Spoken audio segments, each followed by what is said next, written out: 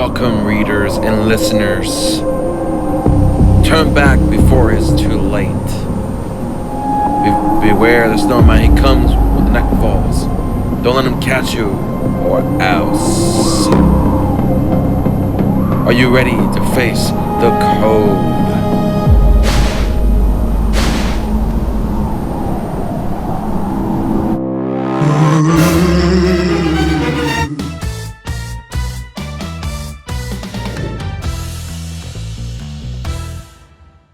Welcome back, everyone. Thanks for tuning in for a section for our reading for Read Aloud for Goosebumps of the Beware the Snowman. You guys already have purchased your own book or have, you guys, maybe this would be a good time to read together, guys. But if you guys already have the book in hand, if your kids are around, you guys can share with the family, around. But I hope you guys are really tuning in for another episode. For episode 3, guys. Book has of chapter 33, but I'm gonna try my best to give you guys recaps so won't miss anything that. But you get 2 of the chapters I read, but I hope you guys want to go back and those other. You guys notice that I changed different themes. I'm going by every of the sections of the chapter, so we will see what we have. So let's go ahead and dive onto chapter 3, guys. I'm really excited. I'm with Jacqueline. Has been I think she was wandering in the I don't know the Carver City, but it's a village. So she was going through every of the places that she wanted to see. But then she saw this cat, and Greta was just making herself home. So, but after she's been taking the time to reflect everything that's happening of her mom, everything that the rhyme of the Beware the Snowman, and everything that house that they have moved in, and the place, that village has been quiet, deserted, and now she's exploring around there. So Jacqueline has been really something that has grabbed her neck. So that only left off just a little bit there. All right, chapter 3. I spun around and pulled free of the frozen grip and stared at the grinning boy in a brown sheepskin jacket and a red-green wool ski cap. "Did I scare you?" he asked. His grin grew wider. Before I could answer, a girl about my age stepped out from behind a broad evergreen bush. She wore a purple down coat and purple gloves. "Don't mind Eli," she said, tossing her hair off her face. "He's a total creep." "Thanks for the compliment," Eli grinned. I decided they must be brother and sisters. They both had round faces, straight black hair, and bright sky blue eyes. "You knew," Eli said, squinting at me. "Eli thinks it's funny to scare any new kids," his sister told me, rolling her eyes. "My little brother is a riot, isn't he? Being scared is about all there is to do in Serbia," Eli said. His grin faded. What a weird thing to say, I thought. I introduced myself. "I'm Jacqueline Defrost." I told them their names were Rolanda and Eli Browning. "We live there," Eli said, pointing to the White House. "Where do you live?" I pointed to the road. "Farther down," I replied. I suddenly asked them something about stopped. When I saw the snowman they were building, it had one arm out and one arm up. It had a red scarf wrapped under its head, and it had a deep scar cut down the right side of its face. "That snowman," I stammered. "It looks like just the one I saw across the street from me." Rolanda's smile faded. Eli lowered his eyes to the snow. "Really?" he muttered. "Why did you make it like that?" I demanded. "It's so strange looking. Why did you put that scar on its face?" They glanced at each other tensely. They didn't reply. Finally, Rolanda shrugged. "I really don't know," she murmured. She blushed. Why did she want to answer me? "Where are you walking?" Eli asked, tightening the snowman's red scarf. "Just walking," I told them. "Do you guys want to come with me?" I thought. I walked to the top of the mountain. "No!" Eli gasped, his blue eyes widened in fear. "You can't!" Rolanda cried. "You can't!" Guys, but are you guys with me? Let's find out in chapter 4. And you guys, if you guys are here, please subscribe, and you guys want to hit more of my episodes. So, and guys, but if you guys haven't watched my other videos, I had made some Christian faith, uplifting, motivation, guys. Those videos are really much touch my heart, and I want to share with those people that are going through emotions and hardships. But God is with you guys. I'm a Christian, but I believe that those musics I've been making those videos, but watching that videos, please share that video with somebody else you care about, because things are going through hard times, guys. But anyways, God loves you guys, and there's always positive things to look ahead. So God has everything in plans for you. Chapter 4. Excuse me? I gaped at them in shock. What was their problem? Why can't I go up to the top? I demanded. The fear faded quickly from their faces. Rolanda tossed her black hair. Eli pretended to be busy with his red snowman scarf. You can't go up because it's closed for repairs, Eli finally replied. Remind me to laugh later, Rolanda sneered. So what's the real reason? I demanded. Well, we just never go up there, Rolanda stammered.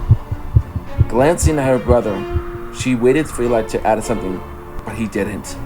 It's kind of like tradition, Rolanda continued, and avoided her my eyes.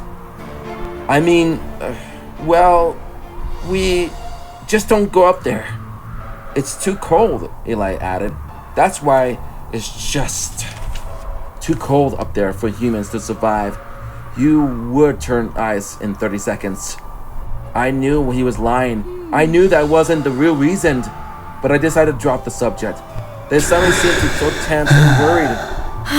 Where are you from? Rolanda asked. She dug her gloved hands deep into her coat pockets. The next village. No, Chicago, I told her. We live in an apartment right on the lake. And you moved here? Eli cried. From Chicago to Superior? Why? Good question, I muttered, rolling my eyes. I live with my aunt, see? And Aunt Greta decided to move here. So I couldn't keep the sadness in my voice. We talked for a few more minutes. I learned that they have lived in Superior their entire lives. It isn't so bad. You'll get used to not seeing any many people, Rolanda told me. And it's not if you like snow, Eli added.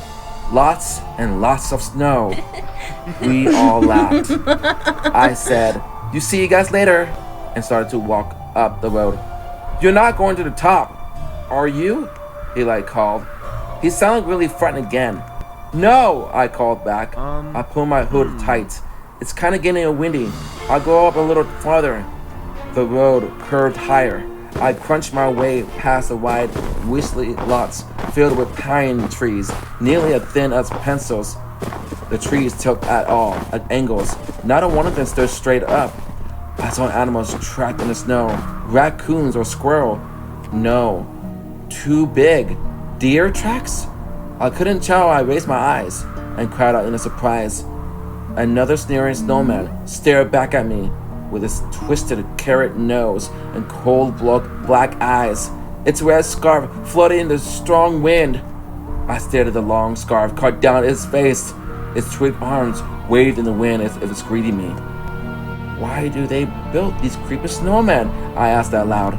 I turned and saw another one in front yard across the street. Same tree branch arms, same red scarf, same scar.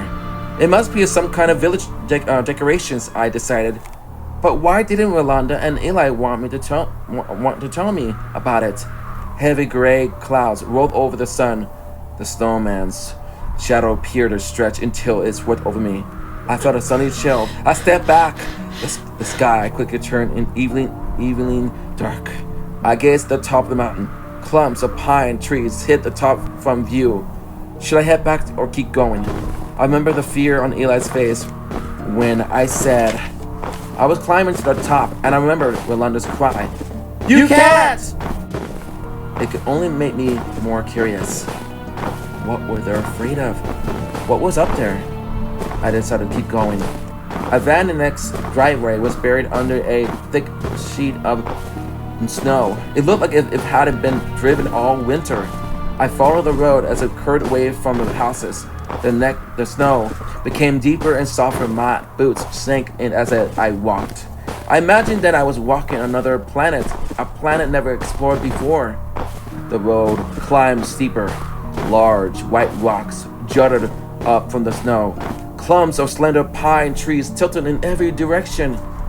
There were no houses up this high. I could see only trees, the snow-covered shrubs, and jolted rocks. The road curved again. The wind whistled. I rolled my eyes and nose to warn them. Then I leaned into the wind and kept walking. I stopped when a small log cabin came into view. I shielded my eyes with a gloved hand and stared at it. A cabin? Way up here? Why would anyone want to live this high up, away from everyone? The cabin stood in a square, cleared out area, surrounded by scraggly, tilted pine trees. I didn't see any car or sled. I didn't see any boot prints in the snow. I crept closer to the cabin. The windows were steamed over. I couldn't tell if there was lights or inside or not.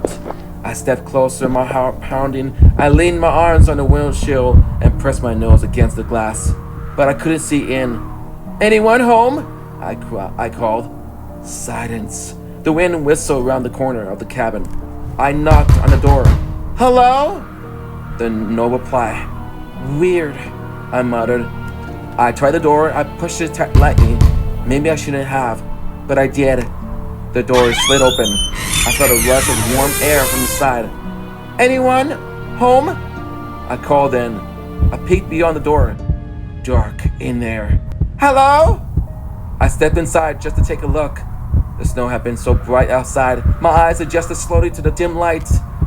And before I could focus, I saw a white blur. A growling white blur. It leaped on me. Hot breath in my face. A snarling white creature attacking me to the floor. And that's the end of we read from chapter 3 and chapter 4, guys. I hope you guys enjoyed that chapters, guys, and my sections, guys. If you guys have really enjoyed these videos, guys, I really have felt like I've really felt the characters I'm going through. Now we kind of know what's happening. What's happening in the comments. Let me know what you guys think there should be more. I can continue, and I want to hear your thoughts and shout out for these Goosebumps guys. The R.L. Stine's been a really good story. Anyways, guys, don't forget to subscribe and hit the like button and notification, guys, in case you want to hear more. And also, guys, check out the other videos I've made so far and share those people that you care about, because I love, spreading the word of God, and I'm a passion, I'm a Christian. I love you guys. So, and hope you guys stay safe, and I'll see you guys next time in my next video. So, and always live free and be awesome, and